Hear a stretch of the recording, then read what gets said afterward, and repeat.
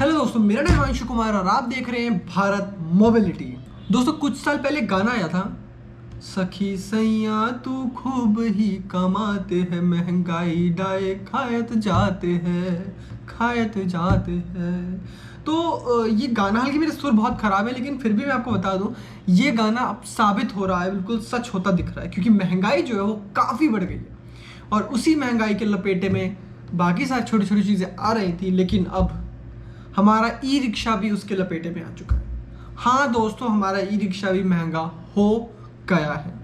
जब मैं वीडियो बना रहा हूँ तो शायद महंगा हो चुका है या एक दो दिन में हो जाएगा, आपको खबर मिल जाएगी। और इस वीडियो में इसी की बात करने वाले हैं कि ई रिक्शा जो है वो महंगा क्यों हो रहा है। तो वीडियो पूरी देख के जरूर जाएं।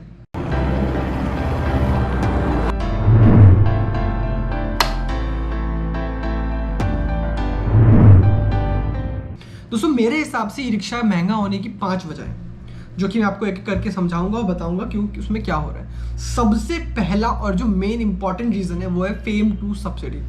अब मैं आपको बता दूं कि फेम टू सब्सिडी होता क्या है। तो दिल्ली जैसे शहरों में जहाँ पे सब्सिडी है, वहाँ पर दिल्ली में जैसे कि आपको पता है, पहले अब ई रिक्शा में 30,000 की सब्सिडी मिलती थी, हालांकि वो तो अभी भी मिल रही है, लेकिन जो सरकार है वो लिथियम बैटरी वाली रिक्शा में भी सब्सिडी देती थी।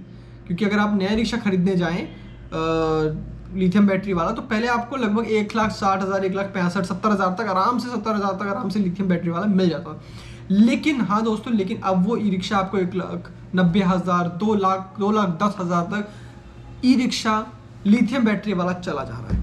उसका साफ रीज़न ये है कि जो सब्सिडी सरकार दे रही थी लिथियम बैटरी पे ई रिक्शा नए खरीदने पे, वो अब बिल्कुल काट दी गई है, बिल्कुल बंद कर दी गई है, और इसे ही हम फेम टू सब्सिडी कहते थे। दोस्तों ये तो हो गया पहला रीज़न। दूसरा जो रीज़न है वो मैं आपको बताना चाहूँगा कि इंडिया में जो ई रिक्शा में कुछ पार्ट जो ऐसे हैं जो चाइना से इंपोर्ट होकर आते हैं, और इसमें कोई बुराई नहीं है, क्योंकि बहुत सारे कंट्रीज बहुत सारी चीज़ें हैं जो एक कंट्री में नहीं मिलती दूसरी कंट्री में चले जाती है। इंडिया में बहुत सारी चीज़ें दूसरी कंट्री में नहीं है तो दूसरी कंट्री इंडिया से वो चीज़ लेती है, तो इसमें कोई बुराई नहीं है। और इसी वजह से, क्योंकि आपको पता है कि इंडिया चाइना के जो बॉर्डर पे डिस्प्यूट चलते हैं, लड़ाइयाँ चलती रहती हैं, उसकी वजह से इंडिया में कुछ कभी कभी जो होता है सामान आना बंद हो जाता है, तो उसकी वजह से जो सप्लाई बंद हो जाती है, जो सामान है वो कम रहता है और चीज़ें महंगी हो जाती हैं। तो ये कभी बंद होता है, कभी खुलता है, कभी बंद होता है, कभी खुलता है, उसकी वजह से चीज़ें महंगी होती रहती हैं। और जाहिर सी बात है, एक बार महंगी हुई तो बेशक एक बार खुल गया, दोबारा बॉर्डर मतलब इंपोर्ट खुल गया है, उसके बाद भी सस्ती चीज़ें नहीं होती हैं। तो दूसरा रीज़न तो आपको यहाँ पर ये मिल गया। तीसरा रीज़न जो सामने आता है वो है महंगाई।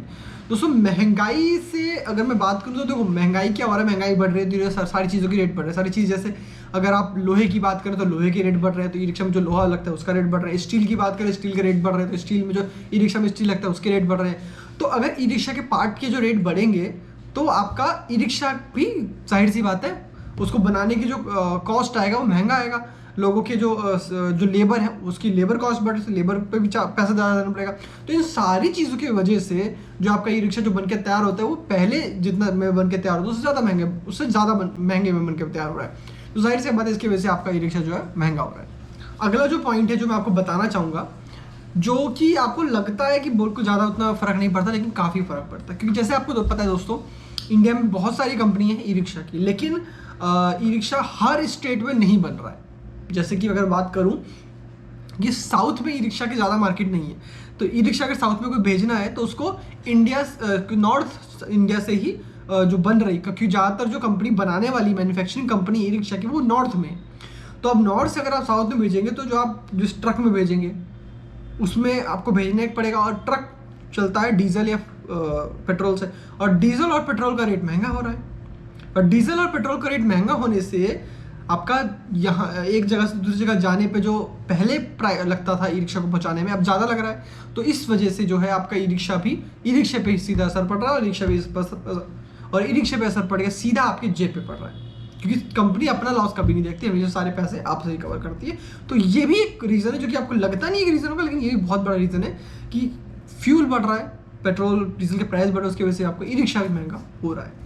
दोस्तों अब जो आखिरी पॉइंट है जो कि मैं आपको बताना चाहूँगा, जो मुझे लगता है कि ई रिक्शा महंगे होने पे इसका भी एक बहुत बड़ा जिम्मेदार इसको लगना चाहिए, वो ये है कि पहले क्या था दोस्तों, गवर्नमेंट जो ई रिक्शा की कंपनी थी, या कह लो इलेक्ट्रिक व्हीकल बनाने वाली कंपनी थी, वो कम थी। तो दो गवर्नमेंट ने सब्सिडी दे रखी थी या क्या करें रियायत दे रखी थी, उनको सुविधाएं दे रखी थी कि अगर मान लीजिए अगर कोई पेट्रोल वाली कंपनी कोई और कंपनी कुछ बना रही तो उससे टैक्स 10% लेती थी, ई रिक्शा वाले या इलेक्ट्रिक व्हीकल बनाने वालों से 5% लेती थी। तो यहाँ पे थोड़ी रिलीफ थोड़ी रियायत दे रखी थी। लेकिन वो रियायतें अब धीरे धीरे जबकि इतनी सारी अब कंपनी हो गई है तो जो ये रियायतें हैं ये जो सरकार देती है कम कर रही है। इसकी वजह से सीधा असर ई रिक्शा बनाने वाले के मालिक पे पड़ रहा है और वहाँ से सीधा असर आप पे पड़ रहा है। तो दोस्तों ये कुछ पॉइंट है जो मुझे लगा जिसके वजह से ई रिक्शा महंगा हो रहा है, और जाहिर सी बात है यही कुछ रीजंस, इन्हीं में से 4-5 रीजंस कुछ हैं ई रिक्शा महंगा होने के। तो अगर आपको ये वीडियो अच्छी लगी और आप चाहते हैं कि वीडियो ऐसी और लाऊं, ई रिक्शा से जुड़ी इंफॉर्मेटिव वीडियो, ई रिक्शा के बारे में वीडियो, बहुत सारी वीडियो लाते रहते हैं। तो अगर आपको ये वीडियो अच्छी लगी तो आपको पता ही है क्या करना है, वीडियो को लाइक करना है, चैनल को सब्सक्राइब करना है और मिलना है हमसे अगली वीडियो में। तब तक खुश रहिए, मुस्कुराते रहिए और मिलते हैं हमसे अगली वीडियो में। धन्यवाद।